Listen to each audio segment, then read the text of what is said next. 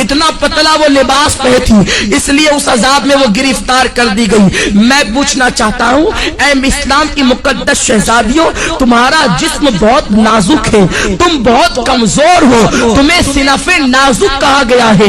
مرد تو مرد ہے، اگر اللہ اپنا عذاب پتھر اور پہاڑوں پر ڈال دے تو پہاڑ بھی اللہ کے عذاب کو برداشت نہیں کر سکتے۔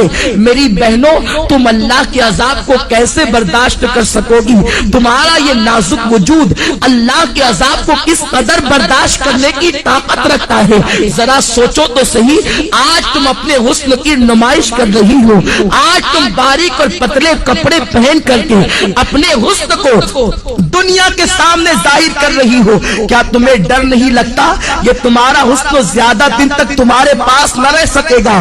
جوانی کتنے دن کے لیے آتی ہے؟ جوانی آتی ہے جانے کے لیے، جوانی آتی ہے ختم ہونے کے لیے۔ زیادہ سے زیادہ جوانی 10 سے 15 سال تک تمہارے پاس رہے گی۔ اپنی جوانی کی عمر میں تم اپنے حسن کی نمائش کر لو، تم اپنے حسن کی خوب نمائش کرو گی۔ اس کے بعد پھر کیا ہے؟ جس حسن کی تم نمائش کر رہی ہو، یہ نمائش تمہارا کرنا اسی تمہارے خوبصورت چہرے کو کبھی قبر کے کیڑے کھائیں گے، کبھی قبر کی مٹی کھائے گی۔ اپنی بڑی بڑی آنکھوں میں کاجل لگا کر، اپنی خوبصورت آنکھوں میں کاجل لگا کر بار بار آئینوں کو دیکھتی ہو اور بار بار عورتوں پہ فخر محسوس کرتی ہو کہ میری آنکھیں اتنی خوبصورت ہے، میرا چہرہ اتنا خوبصورت ہے۔ ارے نادانو، تمہارے خوبصورت چہرے کی حقیقت کیا ہے؟ اگر تمہارے چہرے پر چند پھنسیاں نکل آئے تو تمہارا شوہر بھی تمہاری طرف نگاہ اٹھا کر دیکھنے کو تیار نہ ہوگا، مگر اللہ اکبر، اس دنیا کے اندر اپنے چہرے کو حسین بنانے کے لیے، اپنے چہروں کو خوبصورت بنانے کے لیے اس قدر اہتمام کرتی ہو اور خوبصورت چہرے پہ اتنا مٹک مٹک کر اتراتی ہو۔ یہ تمہارا خوبصورت چہرہ قبر کے اندر 3 دن کے اندر بگڑ جائے گا، 3 دن کے اندر اسے قبر کے کیڑے کھائیں گے۔ حضرت سعید ابن مسیب رحمت اللہ تعالی علیہ فرماتے ہیں، جب حضرت علی مرتضیٰ کے ساتھ میں قبرستان گیا تو میں نے جانے کے بعد کیا دیکھا؟ علی مرتضیٰ نے قبر والوں کو سلام کیا اور سلام کرنے کے بعد پوچھا، اے قبر والوں، تمہارا کیا حال ہے؟ تمہاری کیا کیفیت ہے؟ تو ایک قبر سے آواز آئی، علی کیا پوچھتے ہو؟ جس خوبصورت بالوں کو ہم دن میں کئی مرتبہ سنوارتے تھے وہ بال ہماری کھوپڑیوں سے جھڑ چکے ہیں۔ اے علی کے مرتضیٰ، جن آنکھوں پر ہم بہت فخر کرتے تھے وہ آنکھوں کے گودے بہ بہ کر کے گالوں سے گر رہے ہیں۔ جس چہرے کے اور گالوں کی سرخی پر ہم اتراتے تھے ان گالوں کے گوشت کو کیڑوں نے کھانا شروع کر دیا ہے۔ اب تم ہمارا حال کیا پوچھتے ہو؟ جس جسم پر پرفیوم لگا کر، جس جسم پر عطر لگا کر دنیا کے سامنے فخر محسوس کرتے تھے، اس جسم کو ازدہے ڈس رہے ہیں۔ اے علی، اب ہم تمہیں اپنا کیا حال سنائے؟ اے اسلام کی مقدس شہزادیوں، اپنے بڑے بالوں کی نمائش کے لیے تم اس قدر سرگردہ نظر آتی ہو، اس قدر کو لاہو برکوشہ نظر آتی ہو۔ یہ تمہارے بال تمہاری قبر میں جھڑ جائیں گے، یہ تمہاری آنکھیں اسے قبر کے بچھو کھائیں گے، حشرات الارض اسے کھائیں گے۔ اور اللہ کے رسول تو یہاں تک فرماتے ہیں، آج عورتیں اپنے حسن کا غلط استعمال کر کے کبھی کسی غیر محرم لڑکے سے محبت کا پیغام دیتی نظر آتی ہے، پیار و محبت کے نام پر اجنبی لڑکوں سے دوستی کرتی نظر آتی ہے، اور یہ آج فیشن بن چکا ہے، اسے عیب نہیں سمجھا جاتا۔ وہ عورتیں کان کھول کر سن لے جو لوگوں سے غلط تعلقات قائم کرتی ہیں۔ فرمایا گیا جن عورتوں نے دوسرے مردوں سے تعلقات قائم کرنا تو بہت بڑا جرم ہے، ایک مرتبہ اپنا ہاتھ کسی دوسرے مرد کے ہاتھ میں دیا ہوگا، اس عورت پر اللہ اس کی قبر میں 99 سانپ مسلط فرمائے گا،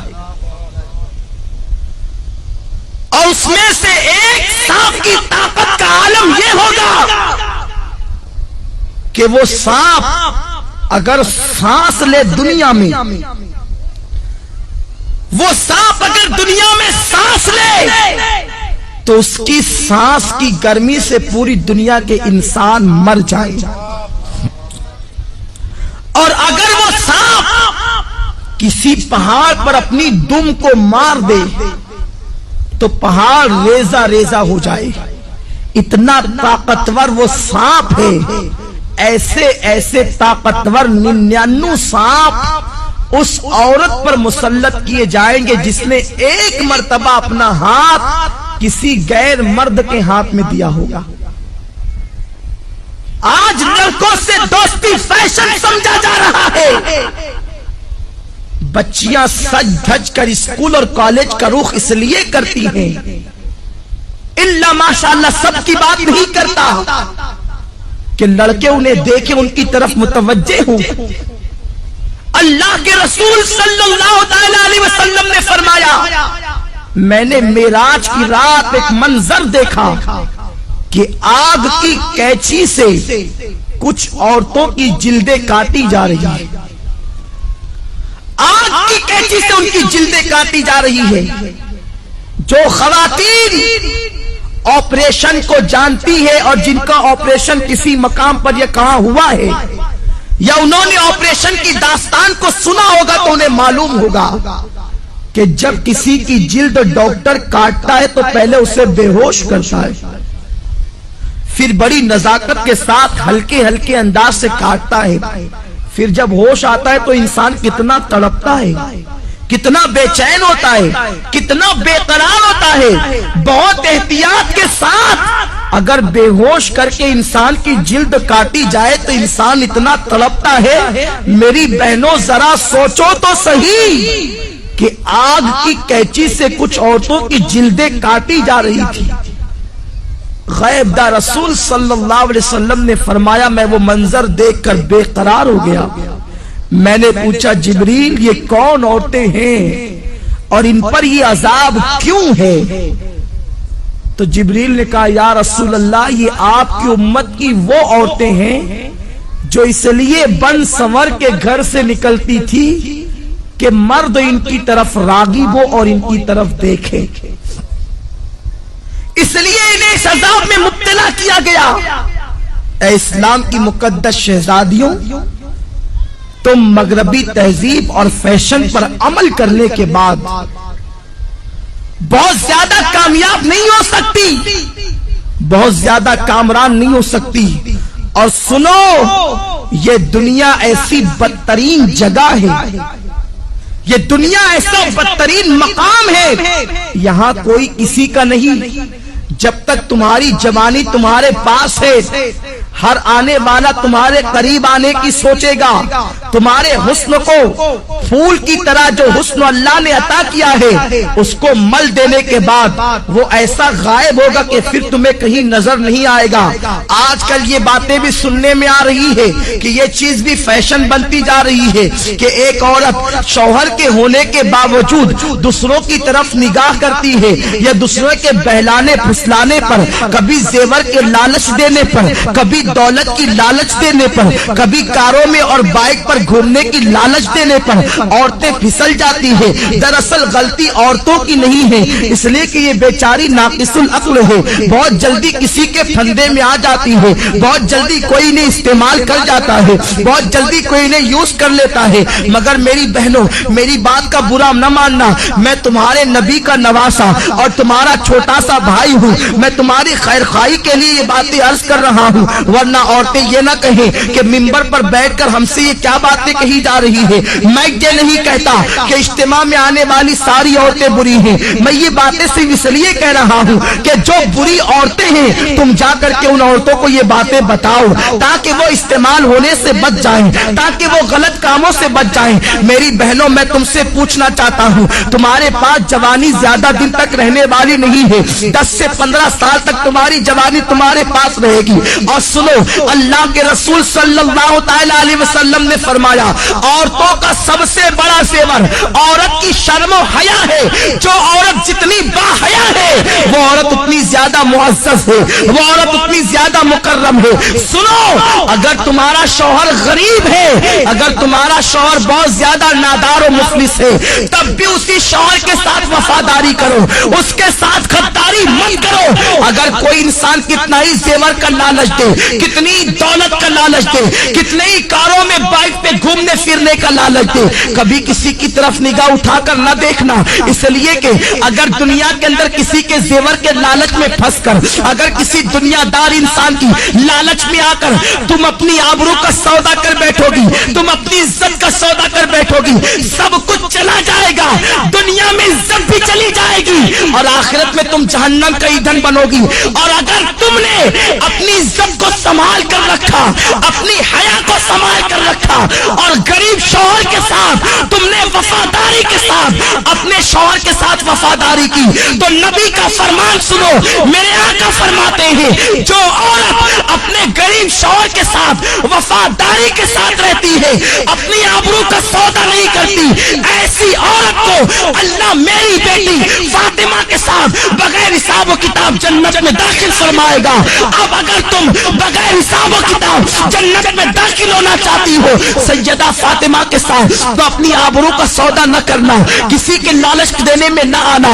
ये जेवर क्या हैसियत रखते हैं, जेवरों की क्या हैसियत है, सोने चांदी की क्या हैसियत है, अच्छे लिबास की क्या हैसियत है, कारों की क्या हैसियत है, दुनियावी सवारियों की क्या हैसियत है। जब तुम्हारी मौत आएगी तो सुन लो, बुढ़ापे में मरना जरूरी नहीं है, जवानी में भी तुम्हें मौत आ सकती है।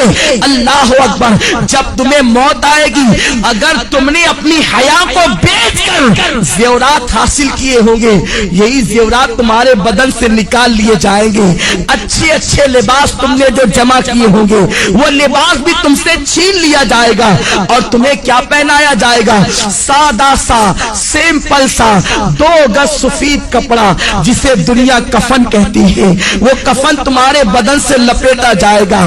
काफूर की वो गमगीन खुशबू तुम्हारे बदन से लगाई जाएगी। तुम्हारी सहेलियां आज जो तुमसे कहती है चल इस गुर्बत में क्या रखा है, इस गुर्बत में क्या रखा है, चल चल कर ऐश की जिंदगी गुजार।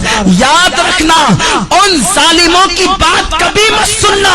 ए सैयदा फातिमा की कनीजाओं, नबी ने अपनी बेटी का निकाह किसी करोड़पति के साथ नहीं किया था, नबी ने अपनी बेटी का निकाह ऐसे अली के साथ किया था जिसके पास घर भी रहने को मौजूद न था।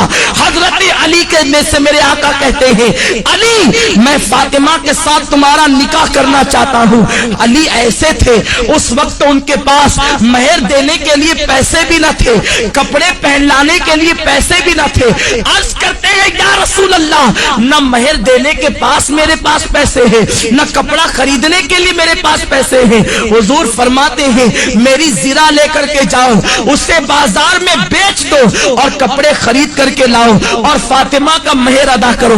मैं पूछना चाहता हूँ, नबी चाहते तो अपनी बेटी का निकाह किसी दौलतमंद के साथ कर देते। बड़े बड़े दौलतमंद मेरे सरकार की बेटी का हाथ मांगने के लिए आए थे, मगर नबी जानते थे अगर मैंने अपनी बेटी का निकाह किसी दौलतमंद के साथ कर दिया तो मेरी उम्मत की बेटियों का क्या होगा, मेरी उम्मत की बेटियां जिंदगी कैसे गुजारेगी। नबी ने अपनी बेटी का निकाह एक गरीब अली के साथ करके दुनिया को बता दिया कि गरीब शौहर के साथ ईमानदारी और वफादारी के साथ अपनी जिंदगी को गुजार देना, ये नबी की बेटी फातिमा की सुन्नत है, तमाम जन्नती औरतों की सरदार की सुन्नत है। मेरे आका अलैहिस्सलातु व तस्लीम की कनीजाओं, सैयदा फातिमा इतने गरीब ही के आलम में अपनी जिंदगी को गुजारती थी कि अपने हाथों से चक्की खुद पीसती थी। चक्की पीसने से हाथों में छाले पड़ गए थे, मशकीजा बदन पर रख करके पीठ पर लाद कर मशकीजे से पानी लाती।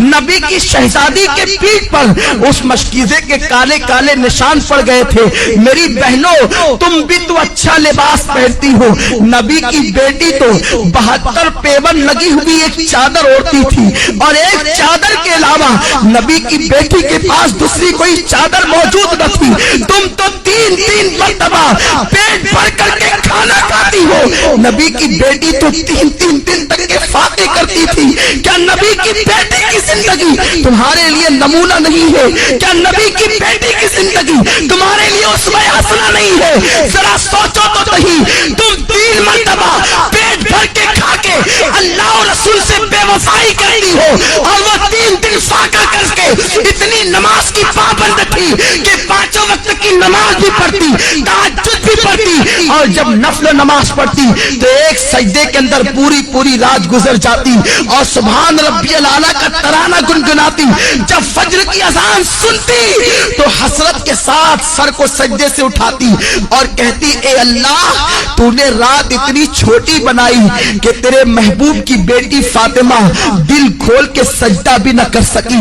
اے خاتون جنت کی کنیزاؤ، تم مسلمان ہو، تمہاری تقدیر کا ستارہ بہت عروج پر ہے، اللہ نے تمہیں ایمان کی دولت دی ہے، غیر مسلم عورتوں کو دیکھ کر ان کی طرح بننے کی کوشش نہ کرو، فلموں میں ہیروئن کو دیکھ کر ان کی طرح بننے کی کوشش نہ کرو۔ ذرا سوچو تو صحیح، میرے آقا فرماتے ہیں میں نے عورت کی عزت کو کعبے سے بھی بلند کر دیا ہے، تمہاری عصمت کو نبی نے کعبے سے بلند کیا ہے، تمہیں اپنے آپ کا کوئی خیال نہیں، تم پارکوں میں جا کر اللہ اکبر اللہ کی نافرمانی کر رہی ہو۔ اور سنو،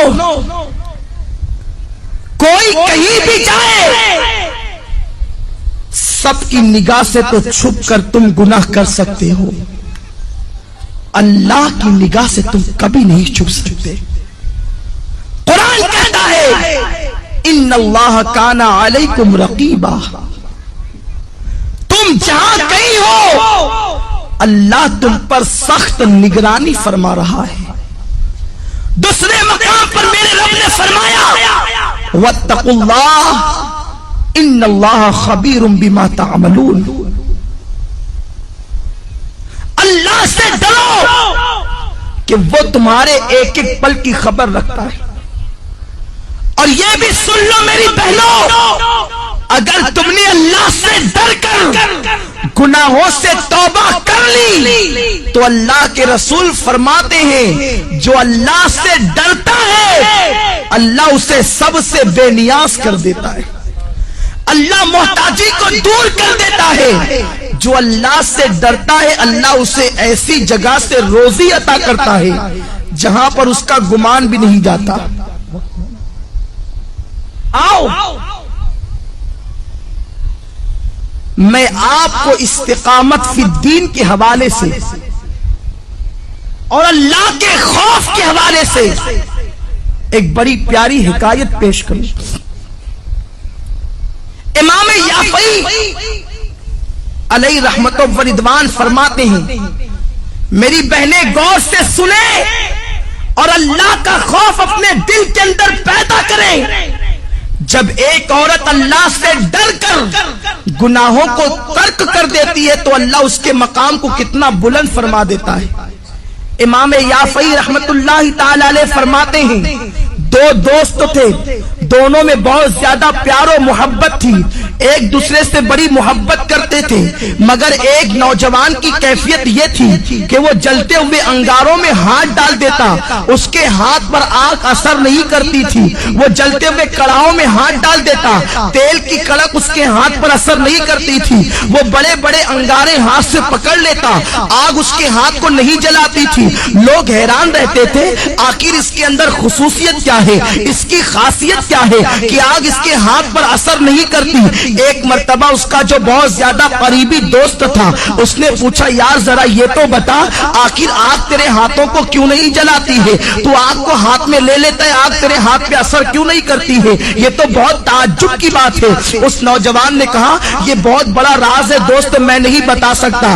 آخرکار اس نے بہت زیادہ پریشر کیا اور پھر اس دوست نے کہا سن لے، اگر تو میرے اس راز کی بات کو سننا چاہتا ہے تو سن، मेरी बहनों से कहता हूं, मेरी बहनों तुम बहुत गौर से इस हिकायत को सुनो, शायद यही हिकायत आपकी जिंदगी के अंदर इनकलाब पैदा कर दे। वो नौजवान कहता है, मेरे भाई दरअसल मामला ये है, मैं नौजवान था, मैंने जवानी की दहलीज पे कदम रखा, मेरे पास हुस्न भी था, मेरे पास दौलत भी थी, मेरे पास सब कुछ था, मैं बड़े मालदार बाप का बेटा था। जब मैंने जवानी की दहलीज पे कदम रखा तो मुझे अय्याशियों की फिक्र हुई। जाहिर सी बात है, जब इंसान के पास दौलत आती है तो वह अय्याशी की तरफ बढ़ता है, वो किसी न किसी की इस्मत का सौदा करने का सोचता है। वो नौजवान कहता है, एक रात में खाना खा के गर्मियों के मौसम में मैं अपने घर के ऊपर के छत पर टेरिस पर घूम रहा था, टहल रहा था। मैंने क्या देखा कि मेरे घर के सामने एक बहुत खूबसूरत लड़की टहल रही है। जब मैंने उस लड़की को देखा तो उससे मेरे दिल में मोहब्बत पैदा हो गई। मैंने उस लड़की से गुफ्तगू करना चाहिए। मैंने उस लड़की से कहा,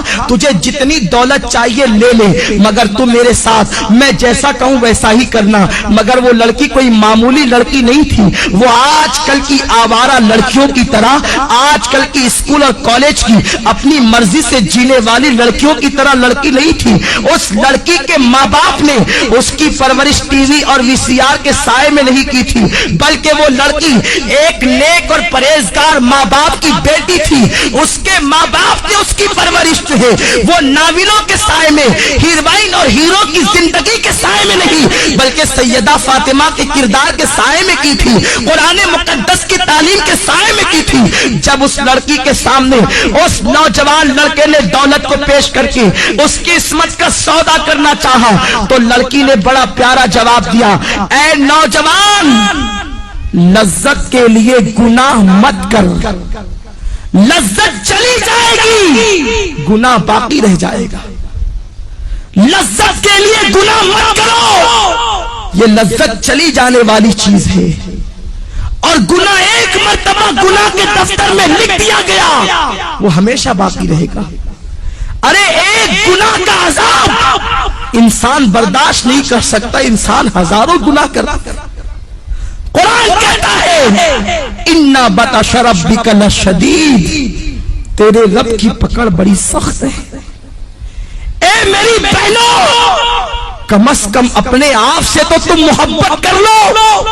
अल्लाह का अज़ाब बड़ा खतरनाक है।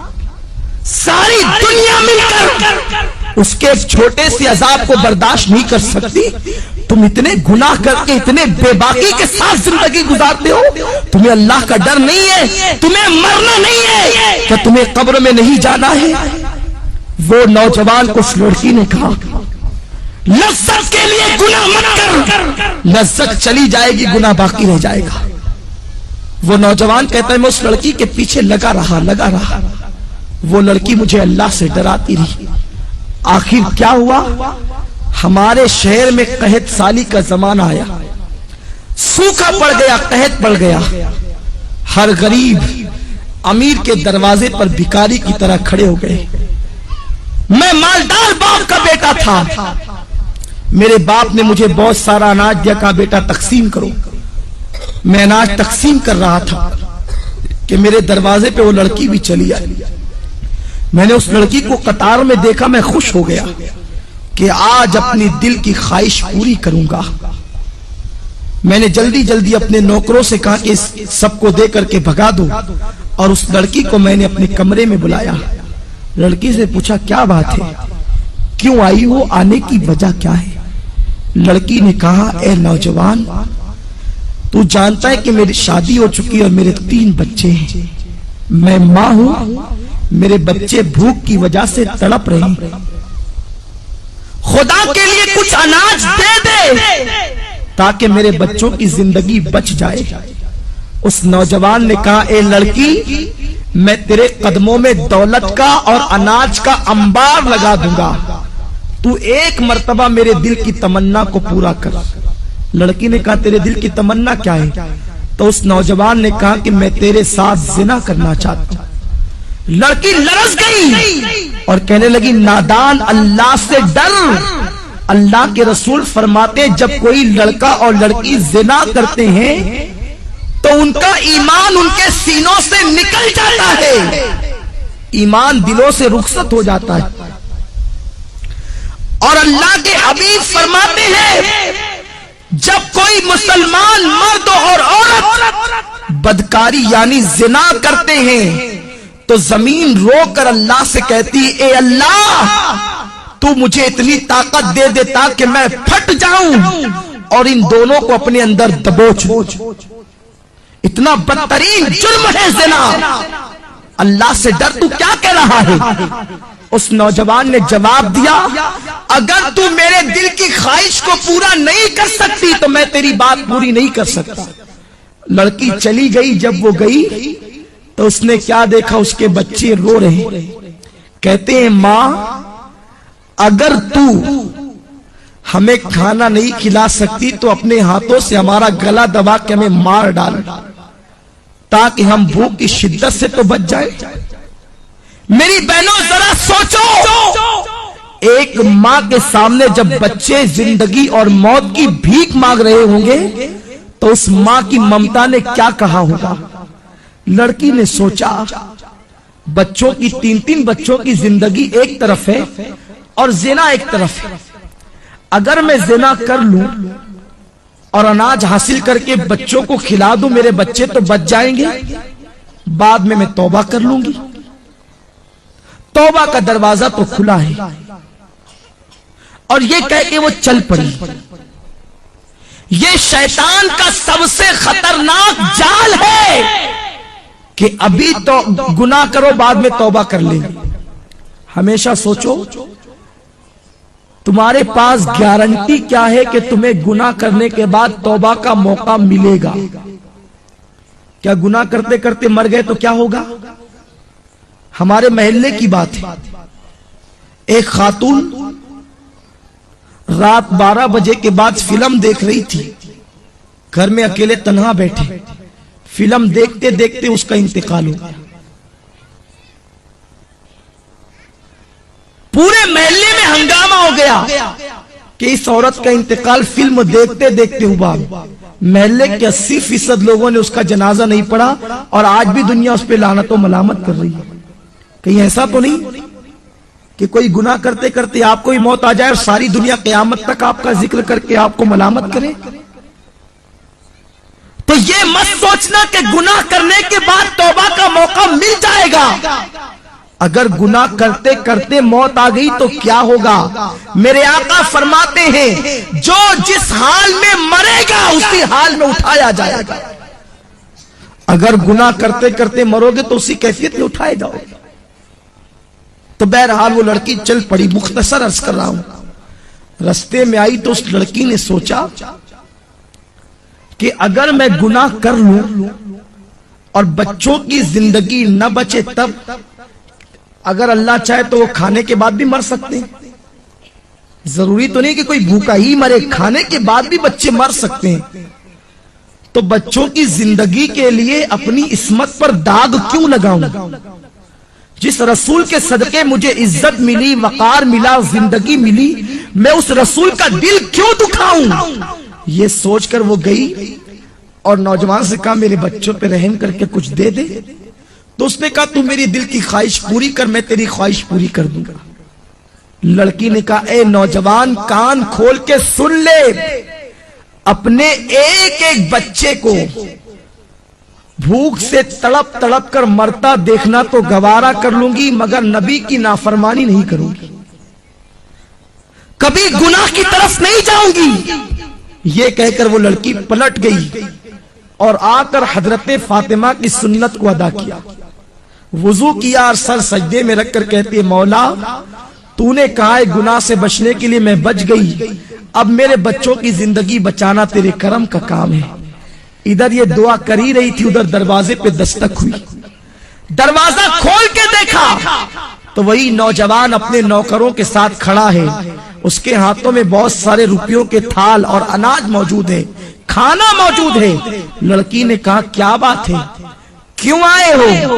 اس نوجوان نے کہا اے عورت تو غریب بھوکی پیاسی ہو کر اللہ سے اتنا ڈرتی ہے تو مجھے مالدار ہو کر اللہ سے کتنا ڈرنا چاہیے. میرا دل تیرے تقوی اور پرہیزگاری کی وجہ سے بدل گیا. آج کے بعد میں تجھے اپنی بہن مانتا ہوں، سارے ناپاک ارادوں سے میں نے توبہ کر لی، یہ لے میری طرف سے تحفہ قبول فرما اور اپنے بچوں کو کھلا دے۔ اس لڑکی نے کہا رک جا، پھر سجدہ کیا اور کہتی ہے اے اللہ، یہ نوجوان اگر اپنے قول میں سچا ہے، یہ اگر صحیح کہتا ہے تو یہ تیری بندی تیری بارگاہ میں دعا کرتی ہے کہ تو اس پر دنیا کی آگ بھی حرام کر دے اور جہنم کی آگ بھی حرام کر دے۔ وہ نوجوان کہتا ہے وہ اللہ سے ڈرنے والی بندی کی دعا کا اثر ہے کہ جیسے میں آگ میں ہاتھ ڈال دیتا ہوں تو آگ میرے ہاتھوں پر اثر نہیں کرتی، اس کی دعا میں اتنی تاثیر کہ اس نے مجھے دعا دے دی تو میں دنیا کی آگ کو پکڑتا ہوں تو آگ میرے ہاتھوں پر اثر نہیں کرتی۔ مجھے امید ہے کہ جہنم کی آگ بھی میرے جسم پہ اثر نہیں کرے گی۔ میری بہنوں ذرا سوچو تو صحیح، اگر ایک عورت گناہ سے بچے، ایک عورت اگر برائی سے بچے تو اس کی دعا میں اتنی تاثیر پیدا ہو جائے کہ اگر وہ کسی کے لیے دعا کر دے کہ تیرے ہاتھ پر دنیا کی آگ اثر نہ کرے تو دنیا کی آگ اسے جلا نہیں سکتی، تو خود اس بندی کے وجود کا عالم کیا ہوگا، خود اس بندی کی شان و شوکت کا عالم کیا ہوگا۔ تو میری بہنوں تم اپنے مقام کو پہچانو، تم نبی کی امتی ہو، تم سرکار کی کنیز ہو، تم سیدہ فاطمہ کے نقش قدم پر چلنے کے لیے پیدا کی گئی ہو۔ اپنی عصمت و آبرو کو سمجھو اور اپنی آبرو کا سودا نہ کرو۔ اور چلتے چلتے آخری بات بتا دوں، اگر کوئی میری بہن غلطی سے کوئی گناہ کر چکی ہے تو وہ پریشان نہ ہو، آج بھی توبہ کا دروازہ کھلا ہوا ہے، صدق دل سے توبہ کر لو۔ ابھی تھوڑی دیر کے بعد یہاں پر دعا ہوگی، ذکر ہوگا، اس میں چند آنسو بہا کے توبہ کر لو، اللہ تمہاری توبہ کو قبول فرما لے گا۔ میرے آقا فرماتے ہیں التائب من الذنب کمن لا ذنب لہ، کہ گناہ سے توبہ کرنے والا ایسا ہے جیسے اس نے گناہ کیا ہی نہیں۔ اور اللہ فرماتا ہے واللہ یحب التوابین، کہ بے شک اللہ تبارک و تعالی توبہ کرنے والوں کو اپنا محبوب بنا لیتا ہے۔ ان اللہ یحب التوابین، بے شک اللہ توبہ کرنے والوں کو اپنا محبوب بنا لیتا ہے۔ تو میری بہنوں توبہ کر لو، توبہ کا دروازہ اب بھی کھلا ہے۔ اگر فلمیں دیکھ کر یا ڈرامے دیکھ کر یا پارکوں میں جا کر یا کہیں پر کوئی خطا ہو گئی ہو تو آج صدق دل سے توبہ کر لو، انشاءاللہ اللہ تمہاری توبہ کو قبول فرمائے گا۔ آئیے اس سلسلے میں ایک بات میں تمہارے سامنے اور پیش کر دوں کہ توبہ اللہ اپنے بندوں کی قبول کرتا ہے، مگر توبہ نام کس چیز کا ہے؟ کانوں کو پکڑنے کا نام توبہ نہیں، گالوں کو پیٹنے کا نام توبہ نہیں۔ توبہ کہتے اسے ہیں ایک مرتبہ اپنے اللہ سے دل ہی دل میں عہد کر لیا کہ مولا میں کبھی گناہ نہیں کروں گی، دوبارہ آندھی آئے طوفان آئے قیامت آ جائے مگر تم دوبارہ اس گناہ کی طرف نہ جاؤ، اسی کا نام سچی توبہ ہے۔ اور سچی توبہ کرنے والوں کا مقام بہت بلند ہو جاتا ہے، اس کا مرتبہ بہت بڑا ہو جاتا ہے۔ آج میں آپ کو بتاؤں، حضرت ذوالنون مصری علیہ رحمت و رضوان کے دربار میں ایک کچھ محلے کے لوگ آئے اور آنے کے بعد کہتے ہیں اے ذوالنون مصری، ہمارے محلے کے اندر ایک رقاصہ آئی ہے، ایک ناچنے والی آئی ہے، ایک ڈانس کرنے کے لیے آئی ہے، اور نوجوان جاتے ہیں اور رات بھر اس کے ساتھ بدکاری کرتے ہیں، اس طریقے سے وہ ماحول خراب کر رہی ہے، پورے محلے کا معاشرہ تباہ ہو رہا ہے۔ میری بہنوں ذرا غور سے سنو، اللہ کیسا کریم و رحیم ہے، اللہ کیسا ستار و غفار ہے۔ حضرت ذوالنون مصری اللہ کے ولی تھے، اللہ اکبر۔ جب ان کے دربار میں محلے کے لوگ آئے کہ محلے میں گناہ ہو رہا ہے، ایک عورت تباہی مچا رہی ہے، نوجوان کھچے کھچے اس کی طرف جا رہے ہیں، اسے محلے سے نکال دو۔ اللہ اکبر۔ مگر سنو، اگر کوئی گناہ کرے تو اسے محلے سے نکالنے کی کوشش نہ کرنا، گناہ کرنے والوں کو کبھی حقیر مت سمجھو۔ ہمیں گناہ سے نفرت کرنے کا حکم دیا گیا ہے، گنہگار سے نفرت کا حکم نہیں دیا گیا۔ ہمیں مرض سے نفرت کا حکم دیا گیا ہے، مریض سے نفرت کا حکم نہیں دیا گیا۔ گناہ مرض ہے، گناہگار مریض ہے، اگر تم مریض سے نفرت کرو گے تو گنہگاروں کا علاج کون کرے گا؟ میرے آقا نے تو بڑے بڑے گنہگاروں کو سینے سے لگایا، ہمیں کیا حق بنتا ہے کسی گنہگار کا گناہ اوپن کر کے اس کا مذاق اڑانے کا؟ تو میری بہنوں، اگر تمہارے محلے کے اندر کوئی عورت گناہ کرتی ہوئی پکڑی جائے یا کوئی عورت کسی کا گناہ تمہارے سامنے اوپن ہو جائے تو اس کی تشہیر مت کرنا، بلکہ اس کے قریب جا کر اس کی اصلاح کرنے کی کوشش کرنا، اسے گناہ سے روکنے کی کوشش کرنا۔ حضرت ذوالنون مصری کی بارگاہ میں محلے کے لوگ آ کر کہتے ہیں اس رقاصہ کو نکال دو۔ اس زمانے کے لوگ کتنے حساس تھے، کتنے متقی اور پرہیزگار تھے کہ ایک عورت گناہ کرنے کے لیے آئی تھی، پورا محلہ مخالفت کر رہا تھا۔ یہاں تو پورا محلہ کے محلہ گناہ کرتا ہے، کوئی مخالفت کرنے والا نہیں، کوئی منع کرنے والا نہیں۔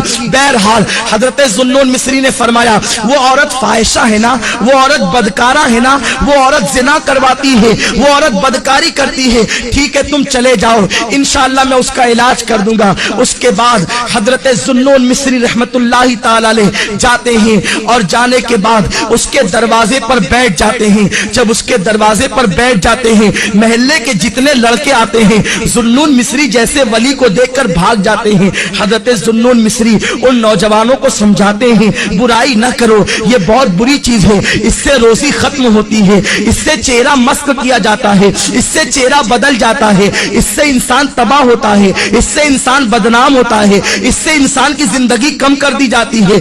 غرض کے زنا کی برائیاں وہ بتا رہے ہیں۔ وہ عورت سج دھج کے گھر میں بیٹھی ہے کہ آج میرے یہاں کون آتا ہے۔ سارے لڑکوں کو شام ہی سے ذوالنون مصری نے رخصت کر دیا اور اس کی کنیز جب دروازے پر آئی تو ذوالنون مصری اس سے کہتے ہیں تیری مالکہ سے کہنا آج تجھ سے ملنے کے لیے ذوالنون آ رہا ہے، ایک رات کی قیمت کیا ہے؟ وہ لرز گئی کہ حضرت ذوالنون مصری اتنے بڑے ولی کہلاتے ہیں اور وہ میری رات کی قیمت پوچھ رہے ہیں۔ کنیز نے آ کر بہرحال بتا دیا۔ حضرت ذوالنون مصری اتنی قیمت لے کر کے گئے اور اس لڑکی سے کہتے ہیں میں تو یہ قیمت دے رہا ہوں، اب رات بھر تمہاری میرے قبضے میں ہے، رات بھر تمہاری میرے پاس ہے، جیسا میں کہوں گا تمہیں ایسا ہی کرنا پڑے گا۔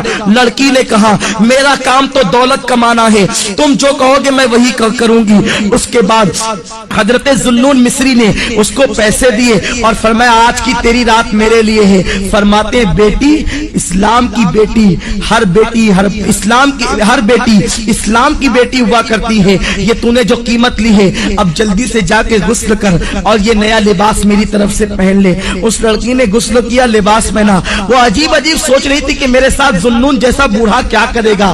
حضرت ذوالنون مصری رحمت اللہ تعالی علیہ اس لڑکی سے کہتے ہیں بیٹی آج رات تجھے کچھ نہیں کرنا ہے۔ مصلی بچھاتے ہیں اور پیچھے اس لڑکی کو کھڑا کرتے ہیں اور اس کے بعد کہتے ہیں بیٹی تجھے نماز پڑھنا ہے۔ اس فاحشہ زانیہ عورت نے کہا اے ذوالنون آج تک نماز کسے کہتے ہیں مجھے نہیں معلوم، ایک مسلمان ماں کے گھر میں پیدا ہوئی تھی مگر میری ماں نے غربت کی وجہ سے مجھے اس کاروبار پہ لگا دیا، اس کے بعد سے آج تک میں تو مسلمان رہی مگر نہ نماز کیا